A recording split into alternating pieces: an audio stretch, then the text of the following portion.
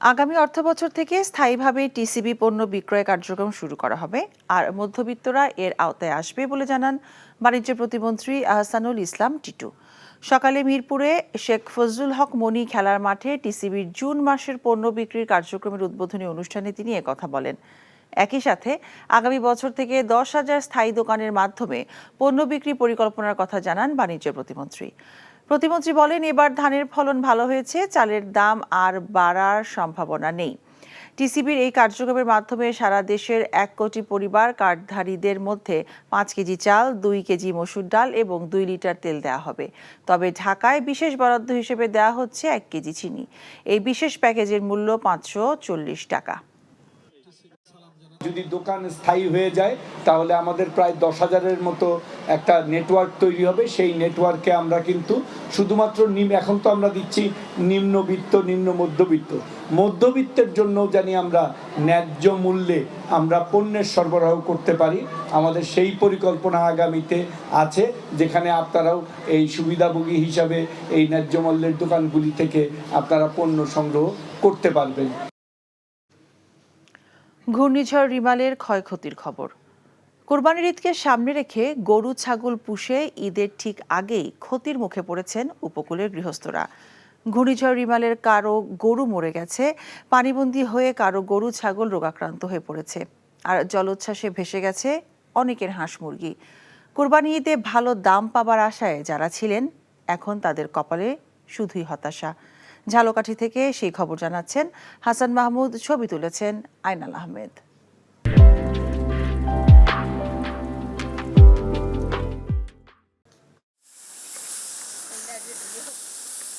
ঘর গেরস্থালি নিয়ে ব্যস্ত আটপৌরে জীবনের জবেদা খাতুনের অষ্টপ্রহর কষ্টে কাটে এই জ্যৈষ্ঠে।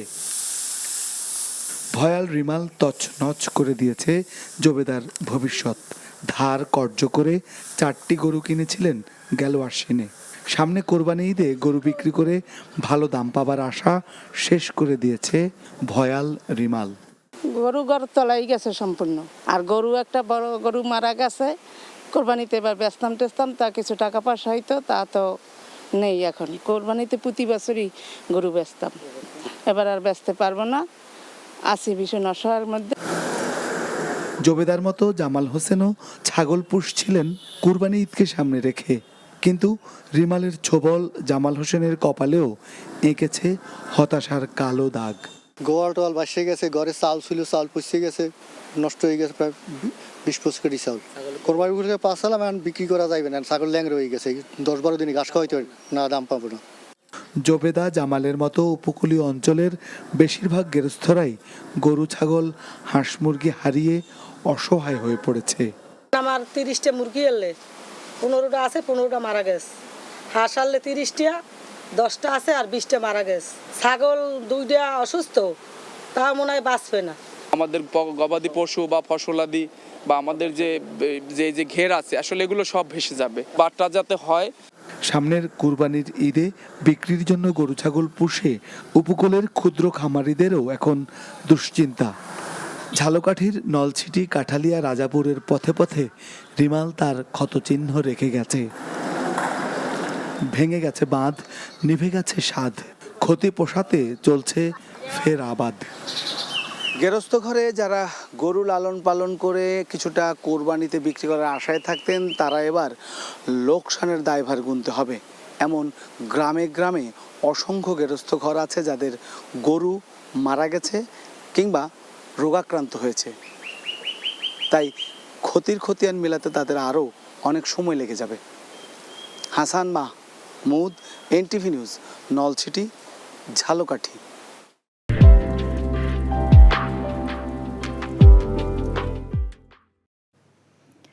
এদিকে রিমালের প্রচণ্ড বাতাস আর পানির তাণ্ডবে উপকূলীয় জেলা বরগুনার বিভিন্ন গ্রামাঞ্চলে ভেসে গেছে বেড়িবাঁধ।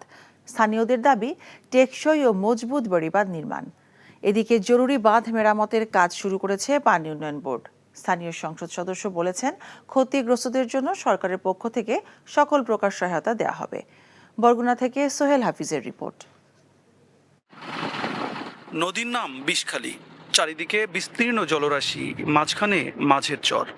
এই চরে অর্ধশত বছর আগে বসতি গড়ে তোলে শতাধিক ভূমিহীন দরিদ্র পরিবার, আর এখন প্রায় 5 শতাধিক পরিবারের 3000 মানুষ বাস করছে এই মাঝের চরে।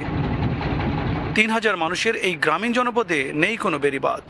2007 সালের প্রলয়ঙ্করী ঘূর্ণিঝড় সিডোরে এই চরে বসবাসরত নারী ও শিশুসহ 170 জনের মৃত্যু হয়। এবারে স্মরণকালের দীর্ঘ সময় ধরে চলা ঘূর্ণিঝড় রিমালের তাণ্ডবে ভেসে গেছে এখানকার ঘরবাড়ি, রাস্তাঘাট, ফসলের ক্ষেত।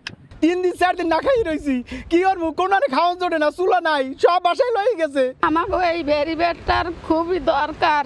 এমন দৃশ্য শুধু মাঝের চরেই নয়, বরগুনার আমতলী উপজেলার পশুরবুনিয়া এবং বালিয়াতলী গ্রাম সহ আরও অনেক গ্রামেই রয়েছে একই চিত্র। যা কিছু মানে অর্থ যোগাই মনে করেন প্রতি বছরই তা মনে করেন যে বন্যা আইলে ভেসে যায়। না খাইয়ে রয়েছে কতদিন, হ্যাঁ সাইক্লোন সেন্টার গ্লাস মিলে সব ভাঙ্গি গেছে বাতাসে, ফসলাতে সব কিছুই নষ্ট হয়ে গেছে, কিছু নাই। বরগুনা সদর উপজেলার আইলা পাতাকাটা, এম বালিয়াতলী, পাথরঘাটা উপজেলার জিনতলা, কাকচিরা, বলেশ্বর পাড়ের পদ্মাগ্রাম, চরদুয়ানি, কালমেঘা সহ জেলার 6টি উপজেলার 30টি গ্রামের বেড়িবাঁধ ক্ষতিগ্রস্ত হয়েছে। সব মিলিয়ে বরগুনা জেলায় 12 কিলোমিটার বেড়িবাঁধ ভেঙে গেছে। এদিকে ভাঙা বাঁধ দিয়ে যাতে পানি প্রবেশ করতে না পারে তাই জরুরি ভিত্তিতে কাজ শুরু করেছে পানি উন্নয়ন বোর্ড। আমরা অন্যান্য পয়েন্টগুলোতে অনেক জায়গাতেই মেরামত কাজ শুরু করেছি এবং আর 2-1টা জায়গা বাকি থাকলে সেটা আমাদের হয়তো শীঘ্রই কিছুক্ষণের মধ্যে কাজ শুরু হবে। আমরা সচেষ্ট আছি যাতে করে দ্রুত জায়গাগুলো মেরামত করা যায়। ক্ষতিগ্রস্ত এলাকায় ভুক্তভোগী সাধারণ মানুষের মাঝে সরকারিভাবে ত্রাণ তৎপরতা চলমান রয়েছে। ইনশাআল্লাহ চেষ্টা করব এই বাঁধগুলি করার জন্য। মানুষের দাবি এখন একটাই, আমরা ত্রাণ চাই না, আমরা বাঁধ চাই। সোহেল হাফিজ, এনটিভি নিউজ, বরগুনা। পানিতে পদ্ম আর গাছে গাছে ফুটে থাকা হরেক রকমের ফুল, এরকম রূপ লাবণ্য মেলে ধরে নান্দনিক সৌন্দর্যের সুবাস ছড়াচ্ছে প্রকৃতি। এই অপূর্ব চিত্র এখন জাহাঙ্গীরনগর বিশ্ববিদ্যালয়ের। এই খরতাপেও প্রকৃতি প্রেমীদের তৃষ্ণার্ত হৃদয়ে প্রশান্তি ছড়িয়ে জাহাঙ্গীরনগর বিশ্ববিদ্যালয় হয়ে উঠেছে এক টুকরো ফুলের ভুবন। আরও জানাচ্ছেন জাহিদুর রহমান। জারুল, কৃষ্ণচূড়া, রাধাচূড়ার বর্ণিল সমারোহ, এদের সঙ্গে যেন প্রতিযোগিতায় নেমেছে সোনালু। সোনা ঝরানো এই ফুল লাল সবুজের মাঝে উৎফুল্লতায় হলুদে হলুদে নিজের রূপ লাবণ্য ছড়িয়ে আরও কাছে টেনে নিচ্ছে প্রকৃতিপ্রেমীদের। আর প্রাকৃতিক সৌন্দর্যের লীলাভূমি খ্যাত জাহাঙ্গীরনগর বিশ্ববিদ্যালয়কেও যেন দিয়েছে পূর্ণতা। আমরা যারা স্টুডেন্ট তারা আসলে ব্লেসড যে একই সাথে আমরা পড়ছি, তার সাথে আমরা প্রকৃতির এই যে সৌন্দর্যটা উপভোগ করছি। এখানে আপনারা যদি দেখেন অনেক ধরনের ফুল আছে যেটা বাংলাদেশে খুবই রেয়ার। আপনার যখনই মন খারাপ হবে বা প্রকৃতির খুব কাছে আসতে ইচ্ছা করবে, চলে আসবেন জাহাঙ্গীরনগরে। রাস্তার বাঁকে বাঁকে যেন ফুলের উৎসব, কোনোটা শ্বেত, কোনোটা রক্তমাখা, আবার কোনোটা গাঢ় হলুদ। বাতাসের সাথে ভেসে বেড়ায় রকমারি ফুলের ঘ্রাণ। প্রকৃতির রুক্ষতা কাটিয়ে ক্ষণিক বৃষ্টির আদর মাখা স্পর্শে জেগে ওঠা এক সৌরভ ছড়ানো ফুলেল ক্যাম্পাস। সমাজবিজ্ঞান অনুষদ থেকে শহীদ মিনার পর্যন্ত রাস্তার দুই ধারে কৃষ্ণচূড়া, জারুল, সোনালু, কনকচূড়া, রাধাচূড়া ফুলের স্নিগ্ধতা, মুগ্ধতা ছড়ায় হৃদয় থেকে হৃদয়ে। পড়াশোনার ফাঁকে বা ক্লাসের ফাঁকে যখন একবার করে ক্যাম্পাসটা ঘুরে আসি, আমাদের মাইন্ড অনেক রিফ্রেশ হয়। এটি এক একটা ঋতুতে এক এক রকমের রূপ ধারণ করে। এই যেরকম হচ্ছে বসন্তকালে আপনি দেখবেন যে হচ্ছে আমাদের ভার্সিটিটা ফুলে ফুলে ভরে যায়, ঠিক তেমনিভাবে শীতকালে যে পাতা ঝরার আবেশ সেটি অনুভব করা যায়। এই বিশ্ববিদ্যালয়ের বিশেষত্বই হচ্ছে এই বিশ্ববিদ্যালয় সবুজ, আর এইখানের একজন স্টুডেন্ট হতে পারে আমি সত্যিই গর্বিত। নগর জীবনের জীর্ণতা ভেঙে নিজেদের মন প্রাণকে সতেজ করতে ফুলে ফুলে সুশোভিত প্রকৃতির এই স্বর্গরাজ্যে ভিড় করেছেন দর্শনার্থীরা। নিজেকেও রাঙিয়ে নিচ্ছেন প্রকৃতির উজাড় করা সৌন্দর্যে।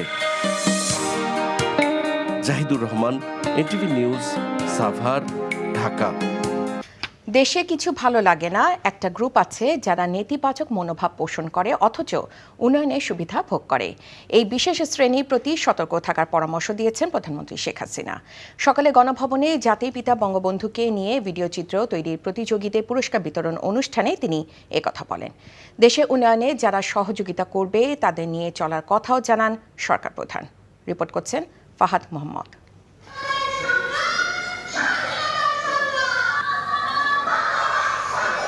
জাতির পিতা বঙ্গবন্ধু শেখ মুজিবুর রহমানকে নিয়ে আমার দেখা বঙ্গবন্ধু শীর্ষক 1 মিনিট ব্যক্তির ভিডিও চিত্র নির্মাণ করেছে দেশের এক ঝাঁক তরুণ।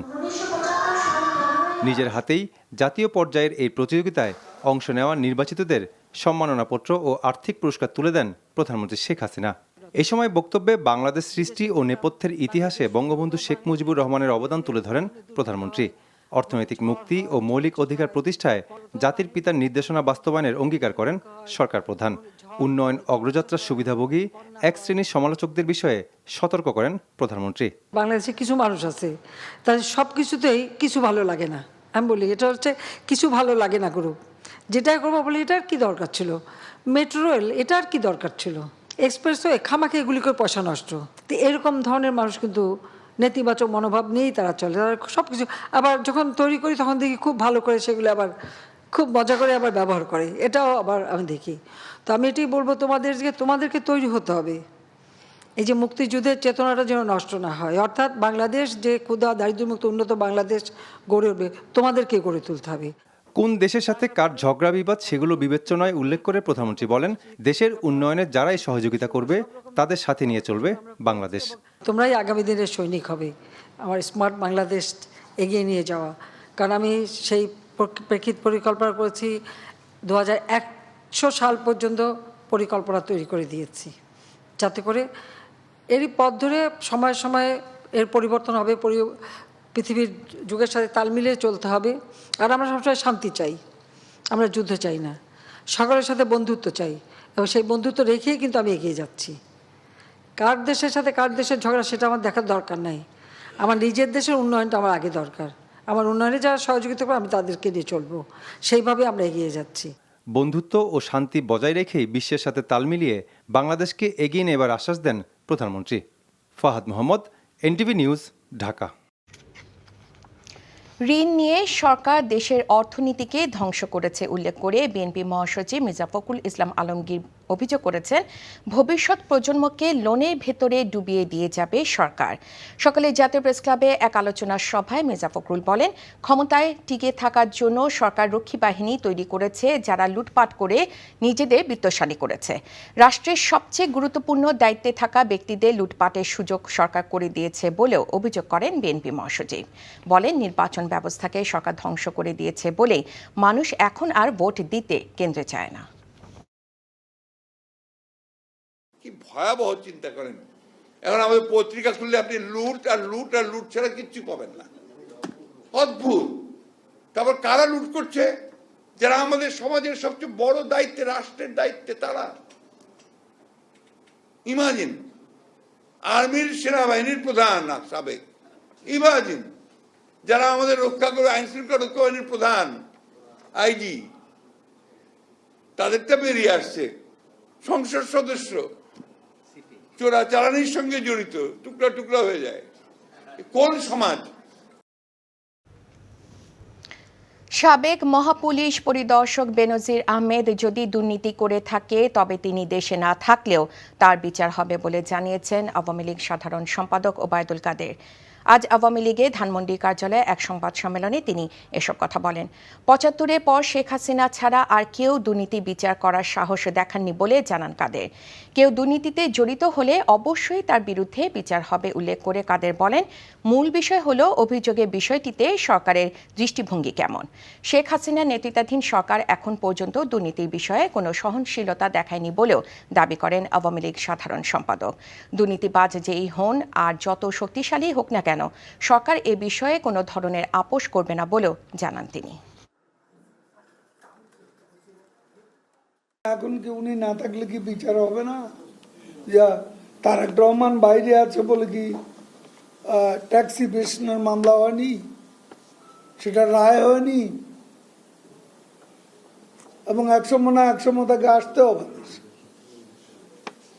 বেনজির যদি মামলায় দুর্নীতিবাজ সাব্যস্ত, দেশে তাকে আসতে, এখানে সরকার কোনো আপোষ করবে। গত 5 বছরে দেশের বাজারে চিনির দাম বেড়েছে 152%, আর ব্রয়লার মুরগির দাম 59%, পেঁয়াজের দাম 164% এবং মোটা চালের দাম 30% বেড়েছে। এই তথ্য জানিয়ে গবেষণা প্রতিষ্ঠান সিপিডি বলছে, বাজার নিয়ন্ত্রণে সরকারের ব্যর্থতার কারণেই লাগামহীন এই মূল্যবৃদ্ধি, যার খেসারত দিচ্ছে জনগণ। এছাড়া দেশের অর্থনীতি ক্রান্তিকাল অতিক্রম করছে জানিয়ে সিপিডি বলছে, নীতি দুর্বলতা, সুশাসনের অভাব এবং প্রয়োজনীয় সংস্কার করতে না পারার কারণে এই পরিস্থিতি। সকালে নিজস্ব কার্যালয়ে এক ব্রিফিংয়ে এসব তথ্য জানায় সংস্থাটি। হাসানুল শাওনের রিপোর্ট।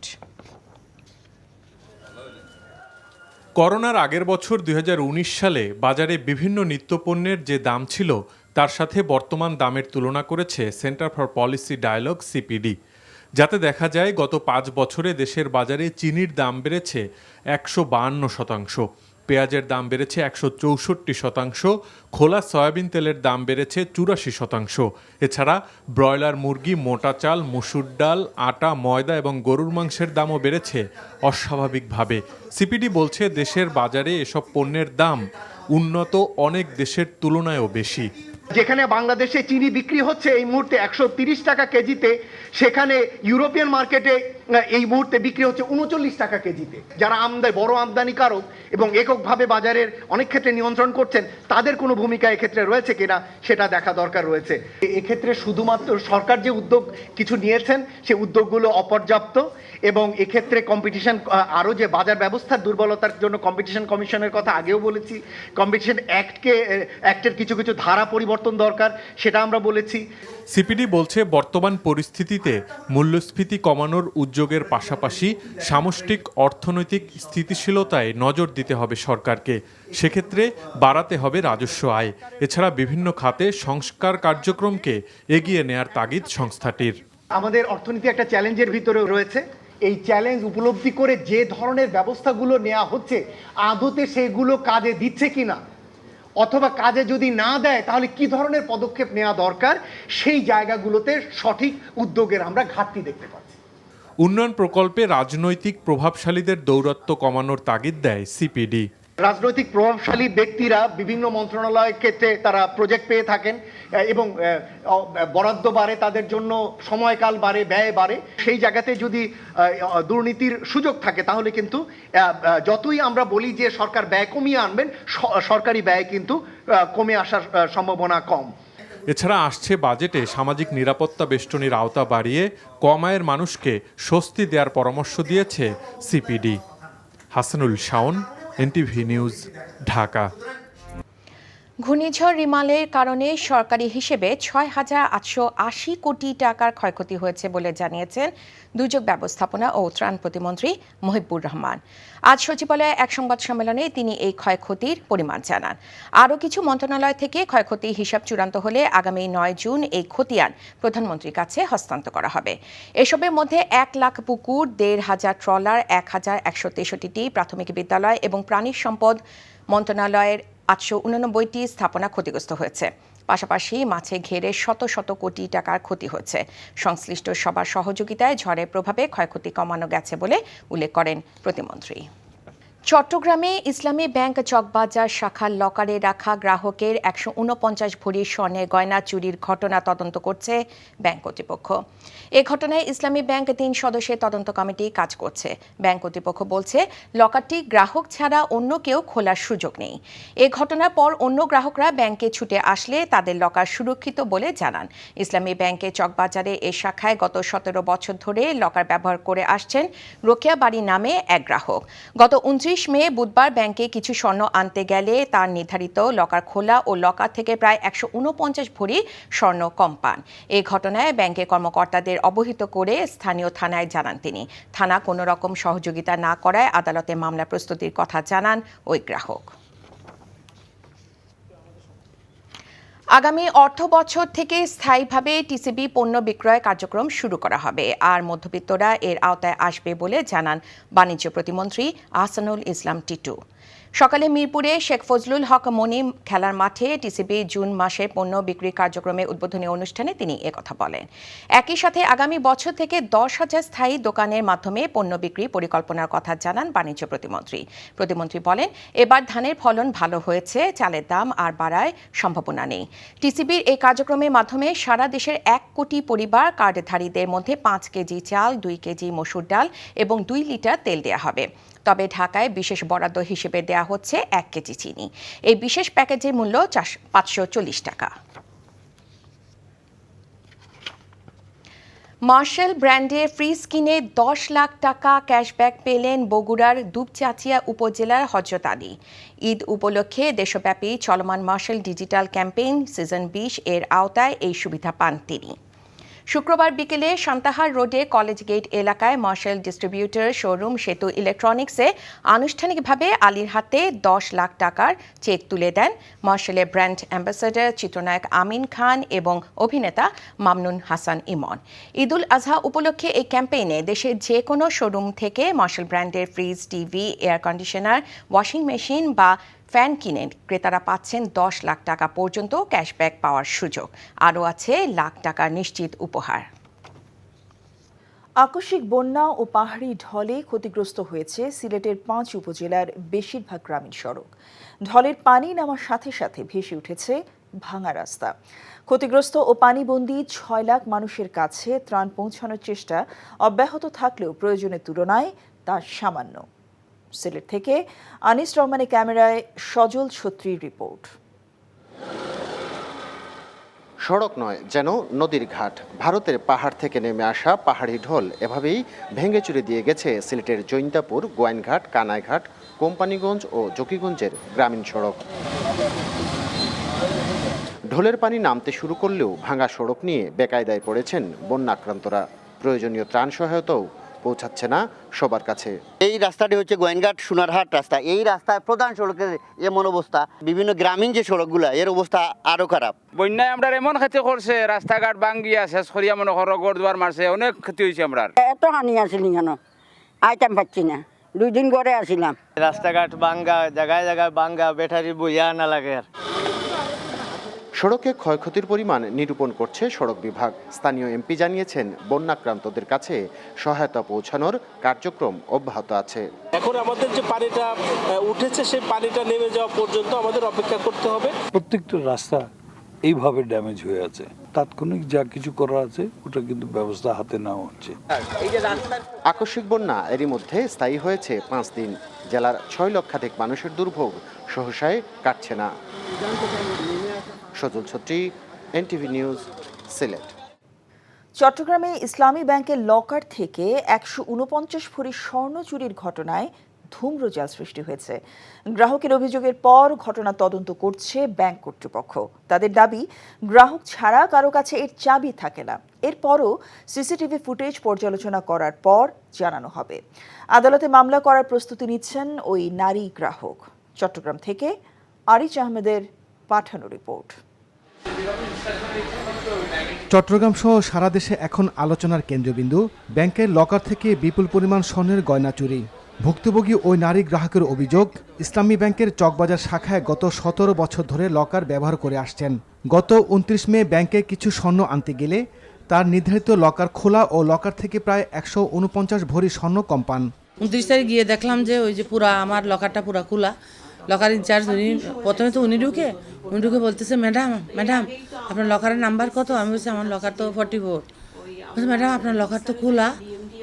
আমি আমার লকার কেন খোলা হবে? আমি তো ওই মুহূর্তে পুরা মানে ফিট হওয়ার মতন উপক্রম।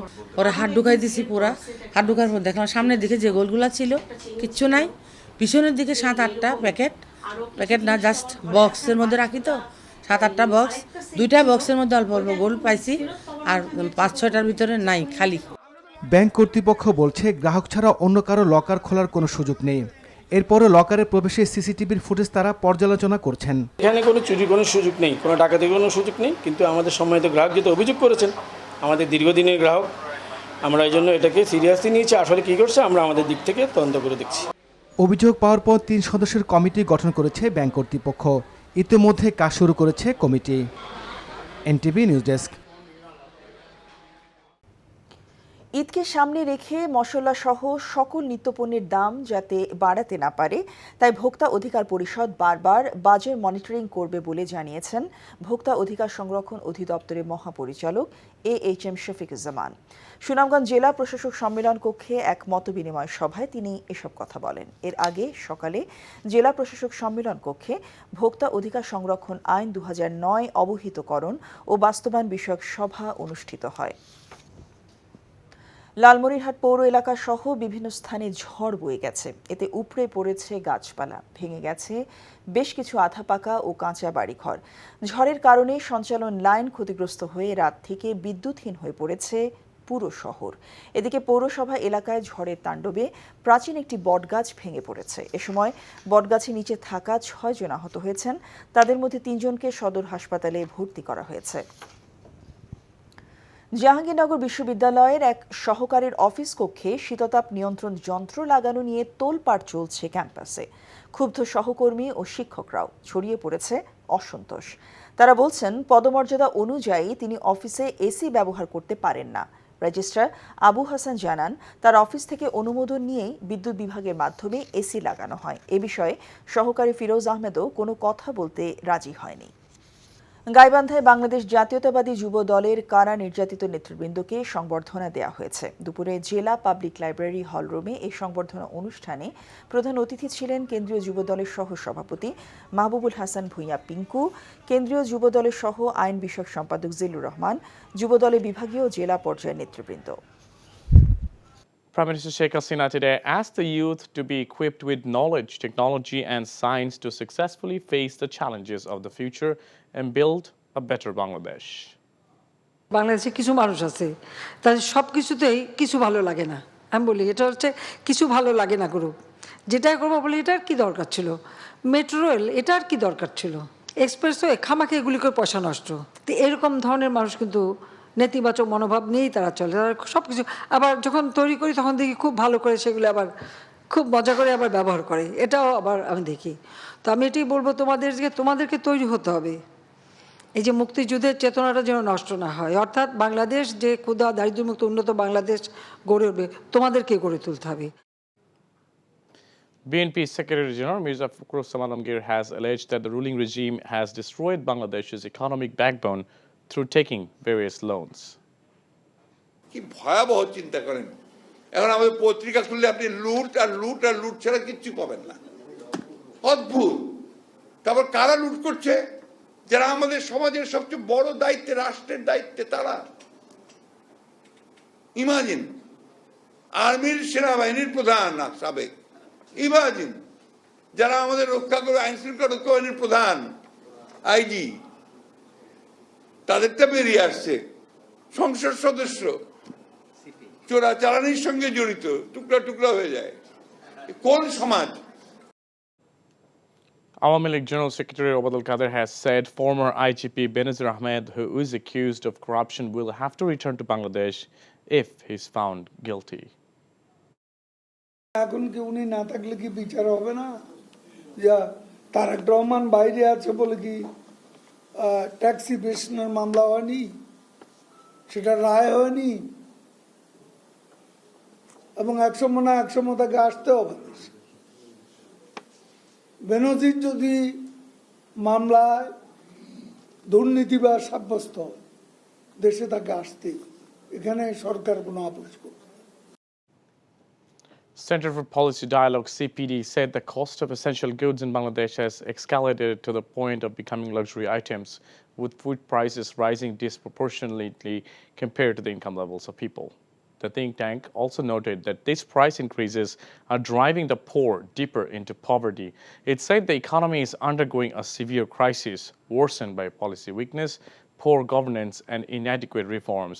This has resulted in low revenue collection, reduced fiscal space, increased government borrowing from banks, and a declining foreign currency reserve. মামলায় জড়িয়ে নিজের জীবনকে অভিশপ্ত আক্ষেপ করে নোবেলজয়ী ডক্টর মোহাম্মদ ইউনূস বলেছেন, অপমানের চূড়ান্ত পর্যায়ে পৌঁছে গেলে আদালতের লোহার খাঁচায় ঢুকতে হয়। প্রায় 25 কোটি টাকা আত্মসাৎ ও পাচারের অভিযোগে দায়ের করা মামলার দায় থেকে অব্যাহতি চেয়ে আবেদনের শুনানি শেষে এসব কথা বলেন তিনি। অভিযোগ গঠনের আদেশের জন্য 12 জুন দিন ধার্য করেন। মইদুল ইসলামের রিপোর্ট। মামলা থেকে অব্যাহতি চেয়ে আবেদনের শুনানিতে অংশ নিতে রোববার আদালতে যান গ্রামীণ ব্যাংকের প্রতিষ্ঠাতা এবং শান্তিতে নোবেল বিজয়ী ডক্টর মোহাম্মদ ইউনুস। এ সময় মামলার অন্য 13 আসামিসহ আদালতের কাঠগড়ায় তোলা হয় ডক্টর মোহাম্মদ ইউনুসকেও। শুনানি শেষে মামলাসহ সার্বিক বিষয় নিয়ে সাংবাদিকদের কাছে আক্ষেপ প্রকাশ করেন এই নোবেল বিজয়ী।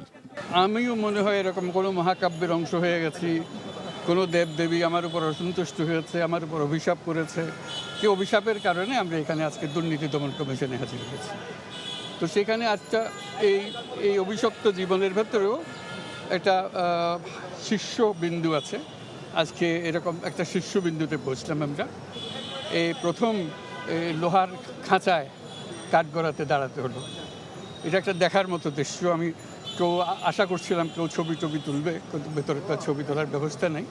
এটা আমার জীবনের একটা স্মরণীয় ঘটনা যে লোহার খাঁচার ভেতরে দাঁড়িয়ে আছি আদালতের কাঠগড়ায়।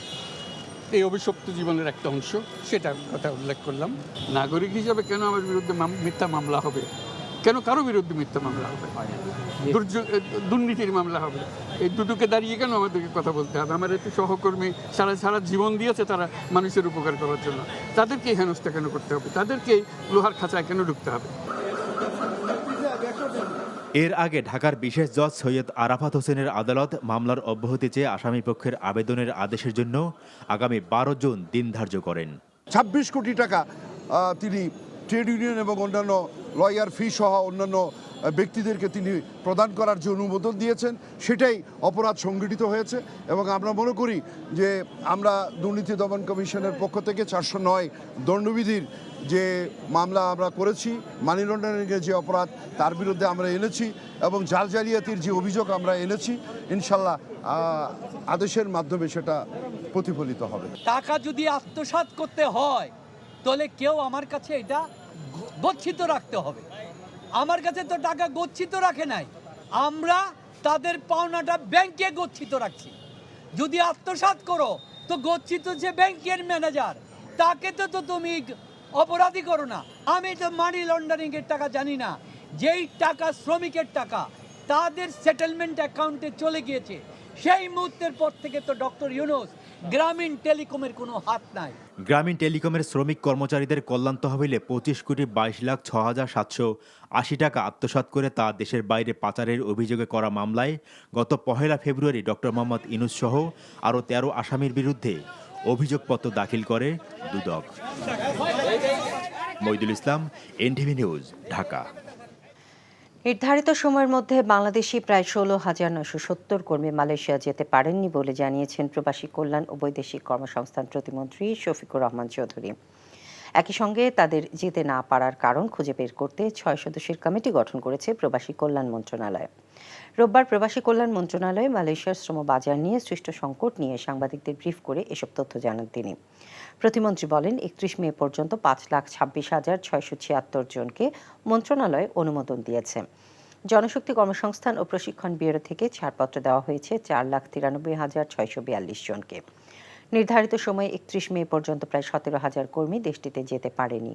অতিরিক্ত সচিব নূর মোহাম্মদ মাহবুবকে প্রধান করে 6 সদস্যের একটি কমিটি করে 7 দিনের মধ্যে প্রতিবেদন দিতে নির্দেশ দেওয়া হয়েছে বলেও জানান প্রতিমন্ত্রী। কর্মী হিসেবে মালয়েশিয়া যেতে না পারা সংক্ষুব্ধ কেউ মামলা করলে তদন্ত করে ব্যবস্থা নেওয়া হবে বলে জানালেন সিআইডির অতিরিক্ত পুলিশ মহাপরিদর্শক মোহাম্মদ আলী মিয়া। রাজধানী মালিবাগ সংস্থাটির সদর দফতরে আয়োজিত অনুষ্ঠানে সাংবাদিকদের তিনি একথা বলেন। সোশ্যাল মিডিয়া দেখে কিশোর গ্যাং তৈরি হচ্ছে বলে জানান তিনি। তরুণ সমাজকে যুক্ত করে সচেতনতার মাধ্যমে ডিজিটাল অপরাধ বন্ধে কাজ করা হচ্ছে বলে জানান তিনি। সিআইডির আর্কাইভে বঙ্গবন্ধু হত্যা মামলা এবং 21 আগস্ট গ্রেনেড হামলা মামলার নথি সহ গুরুত্বপূর্ণ ও স্পর্শকাতর মামলার নথি ও তথ্য সংরক্ষণ করা হচ্ছে বলেও জানান তিনি। নির্বাচন ব্যবস্থার ঢেলে সাজাতে রাজনৈতিক সদিচ্ছা জরুরি, কিন্তু দলগুলোর মধ্যে এখনও বৈরিতা প্রকট। নির্বাচন ভবনে ট্রান্সপারেন্সি ইন্টারন্যাশনালের সঙ্গে নির্বাচনী ব্যবস্থা কাঠামোগত পরিবর্তন নিয়ে আলোচনা শেষে একথা বলেন প্রধান নির্বাচন কমিশনার। আর টিআইবি জাতীয় নির্বাচন পদ্ধতিগত পরিবর্তন সহ বেশ কিছু পরামর্শ দিয়েছে কমিশনকে। নূর হোসেনের রিপোর্ট। নির্বাচন ভবনে গিয়ে জাতীয় নির্বাচনের নানা অসঙ্গতি বিশ্লেষণ করে নির্বাচন কমিশনকে বেশ কিছু পরামর্শ দেয় টিআইবি। সংস্থাটির নির্বাহী পরিচালক ডক্টর ইফতেখারুজ্জামান বলেন, সংসদে এক দলের একচ্ছত্র উপস্থিতি দেখা যায়। এ সময় জন আকাঙ্ক্ষার প্রতিফলনে বেশ কিছু পরামর্শ দেন ডক্টর ইফতেখার। নির্বাচন কেন্দ্রিক আমাদের যে জাতীয় প্রত্যাশা, ভোটের যে অধিকার মানুষের, সেটি সঠিকভাবে প্রতিপালিত হওয়ার মতো সুযোগ সৃষ্টি হয়। এই কারণে আমরা উভয় পক্ষে আমরা মনে করছি আমাদের লক্ষ্য উদ্দেশ্য একই রকম। তবে নির্বাচনকালীন সরকার পদ্ধতি নিয়ে ঐকমত্যে পৌঁছানো এবং সংখ্যাগরিষ্ঠ দলগুলোকে নির্বাচনে আনা চ্যালেঞ্জ বলে মনে করে টিআইবি ও কমিশন। ইলেকশন কমিশন একা কখনোই সুষ্ঠু অবাধ নিরপেক্ষ নির্বাচন করতে পারবে না যদি না রাষ্ট্র এবং সরকারের পলিটিক্যাল উইল এর সপক্ষে থাকে, এবং রাষ্ট্রের যদি পলিটিক্যাল উইল সপক্ষে থাকে তাহলে administration, police, law enforcing agencies তারা তাদের দায়িত্ব সঠিকভাবে পালন করতে বাধ্য হবে। নির্বাচনকালীন সরকার যেটি আছে হয় তার নিরপেক্ষ এবং স্বার্থদ্বন্দ্বমুক্ত ভূমিকা পালনের জন্য উপযোগী বাধ্যবাধকতা এইটি নিশ্চিত করা, সেইটি কিন্তু পৃথিবীর বিভিন্ন দেশে আছে। সেই চর্চা থেকে আমাদের শিক্ষা নেওয়ার অনেক সুযোগ আছে। যদি একেবারে নিরপেক্ষ নির্বাচনকালীন সরকারের ব্যবস্থায় ফিরে যাওয়া সম্ভব হয় তাহলে হয়তো দেশবাসী সেটাকে স্বাগত জানাবে, আমরাও স্বাগত জানাবো। এদিকে পটুয়াখালীতে নির্বাচনী আচরণবিধি লঙ্ঘনের দায়ে কমিশনে এসে জবাব দেন দুর্যোগ ও ত্রাণ প্রতিমন্ত্রী মহিবুর রহমান। আমার জানার বাইরে এরকম কোনো কারণেও যদি কোনো আইন আপনাদের ভঙ্গ হয়ে থাকে তো এটার জন্য আমি দুঃখ প্রকাশ করতেছি। নূর হোসেন, এনটিভি নিউজ, ঢাকা। কোনোভাবেই থাইল্যান্ডকে 41-18 পয়েন্টে হারিয়ে বঙ্গবন্ধু আন্তর্জাতিক কাবাডির ফাইনালে বাংলাদেশ। এ নিয়ে টানা চতুর্থবার এই প্রতিযোগিতার ফাইনালে উঠল লাল সবুজের দল। সোমবার শিরোপার লড়াইয়ে নেপালের মুখোমুখি হবে তারা। 2014 সালে এশিয়ান গেমসে থাইল্যান্ডের কাছে হেরেছিল বাংলাদেশ। তাই তো মিরপুর শহীদ সোহরাওয়ার্দী ইনডোর স্টেডিয়ামে প্রথম সেমিফাইনালের শুরু থেকেই সতর্ক স্বাগতিকরা। প্রতিপক্ষকে চাপে ফেলতে বেশি দেরি করেনি কোচ আব্দুল জলিলের দল। বাংলাদেশের ফাইনালে ওঠার ম্যাচে গুরুত্বপূর্ণ ভূমিকা রেখে ম্যাচ সেরা হয়েছেন অধিনায়ক আরদুজ্জামান মুন্সি। তাতে টুর্নামেন্টে টানা 6ষ্ঠ জয় তুলে নেয় বাংলাদেশ। আরেকটি ম্যাচ জিতলে টানা চতুর্থবার এই প্রতিযোগিতায় শিরোপা জিতবে লাল সবুজের দল।